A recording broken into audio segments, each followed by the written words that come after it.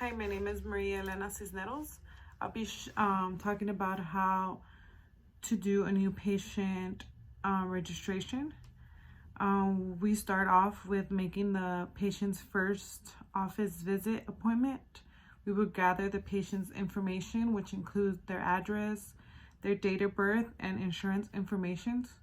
This would allow us to ensure the patient's eligibility to be seen in our office. Once the patient arrives to the office, we want to give them a warm welcome and always smile, keeping in mind that first impression is very important. The first form we're going to use is the patient information and consent. This includes the patient's full demographic, which includes full legal name, date of birth, permanent address, phone number, social security, emergency contact, and employer's information. It also has the responsibility parties and medical information.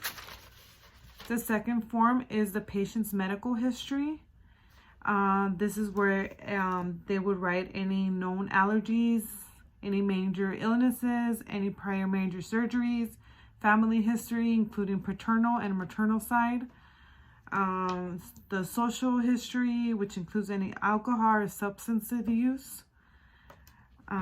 The third form that is used is a notice of privacy practice. This notice describes how medical information about the patient may be used, disclosed, and how the patient can get access to their information. We will provide the patient with a copy. The fourth form will be an authorization to release information.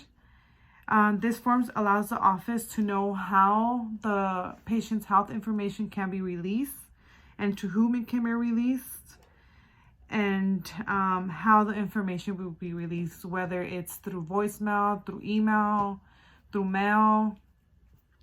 The fifth form we're going to use is the financial policy and disclosure. This form helps the office by providing the most efficient and reasonable healthcare services, allowing the office to have a financial and policy disclosure stating the requirements for payment for service provided to their patients. Whether it's self-paid, we want to gather the payment before service is rendered. Insurance policy, which is we would charge the policy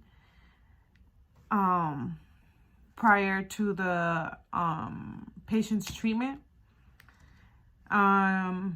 Number 6, it's an advanced beneficiary notice of non-coverage, also known as ABN, which is for Medi-Cal patients. Medi-Cal covers 80% and the patient covers the other 20%, and not all treatments are covered by Medi-Cal. The 7th form will be the physician and patient's arbitration agreement. This form is where the patient is giving up their right to a jury court trial and are willing to come to an agreement to arbitrate, like shown in Article 1 of the agreement form. And the last form that they use is the advance directive. This form is used in case the patient is unable to make a decision on their own because they have lost conscious or they're incapacitated. And it's only operative when patient loses decision-making capacity. And this is how you would do a new patient registration.